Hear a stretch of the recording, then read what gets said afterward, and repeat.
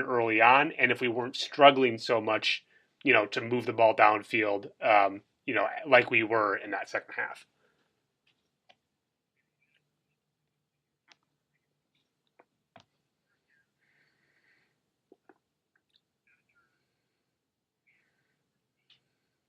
Uh,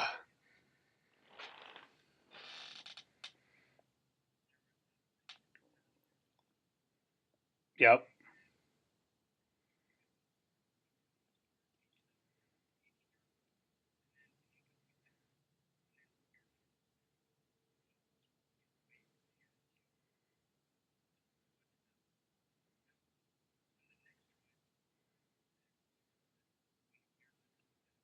Perfect ball. Yep.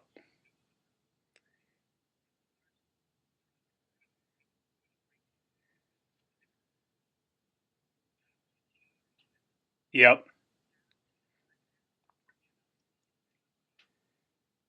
Yep. And I wonder if that affected the mood. Yeah, I wonder if that affected the mood going into the locker room, because you're right. It was a reminiscent play of the um,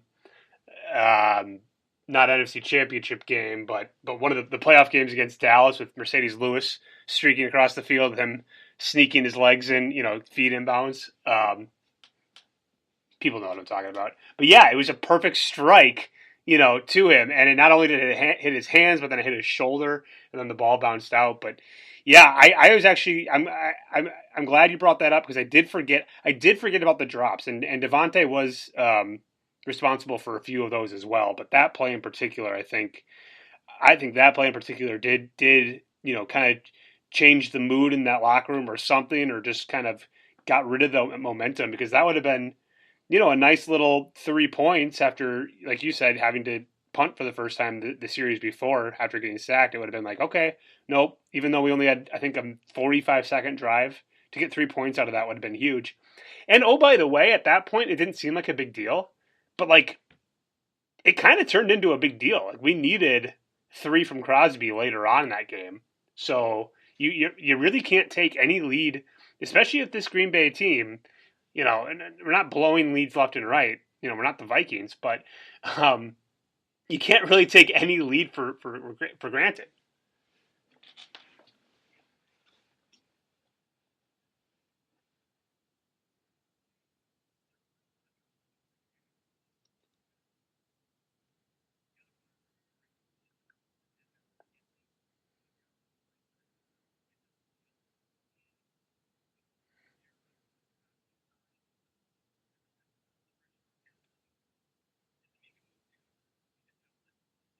Hmm.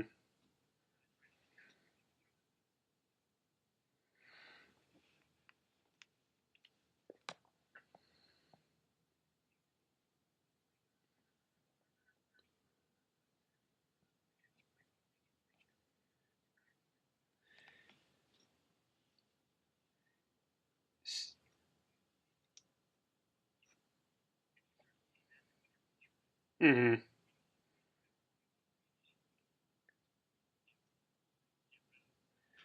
Well, something that I would like to see turn into a trend, and I do need to eat crow here and apologize to the Packers defense, apologize to you, and for all of our faithful listeners. I tried to make you feel a little guilty about your prediction of of God. You were right there. I mean, gosh, you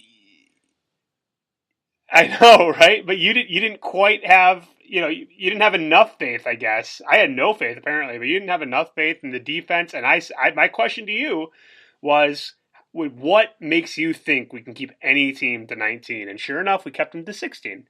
And kudos to you for a good pick, but more kudos to, I think we nailed it, about 10 minutes ago when we were talking about the secondary, minus Kevin King. But anyway, uh, it was just really nice to see that we were able to, even as our offense was imploding, right? I mean, being a little dramatic, but yeah, imploding.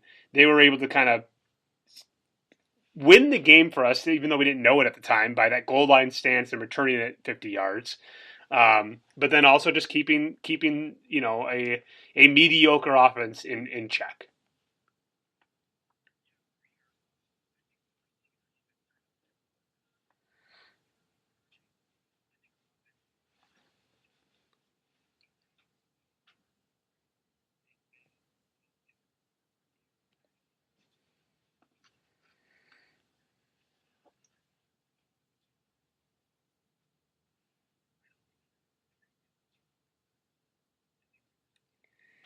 Well, we're going to talk more about that this next episode. But to set that next episode up, I do want to look around the league of what happened this past weekend. Even in the AFC, on Monday Night Football, there were some pretty big upsets. The Bengals got their, I think, third win to give the Steelers their third loss.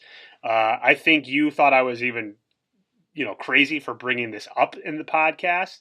But the New York Jets upset and beat the team that we were at one point, a week ago. It's still kind of fighting for that number one spot against, but they upset the LA Rams this past weekend. Seattle, they ended up getting the win, so they didn't get upset like we wanted them to. But Seattle, who also has a shot still at the number one seed, narrowly escaped a game that they should have won on paper pretty easily against Washington. But then if you actually watch the game or understand who was playing, they should have really beat them on paper because Washington had several players out, including their quarterback. So my big takeaway from this weekend is the Packers are just statistically and schedule wise even in a better position to secure that number one overall seed, which we both want very very much.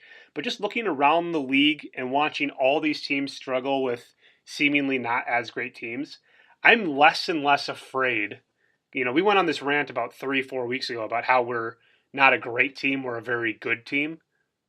I don't know if there's any great teams minus the Chiefs right now, and even then we could talk about. But I don't know if there's any teams that I'm really afraid of playing in this moment right now. Do you feel that way at all?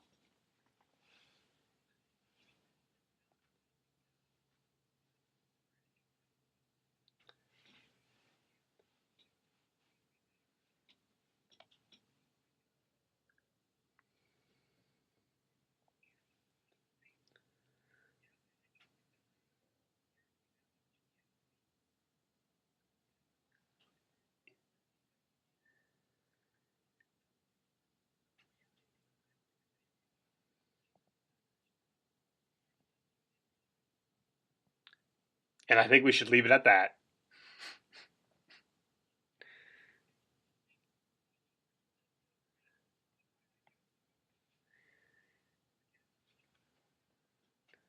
Go, Pack, go.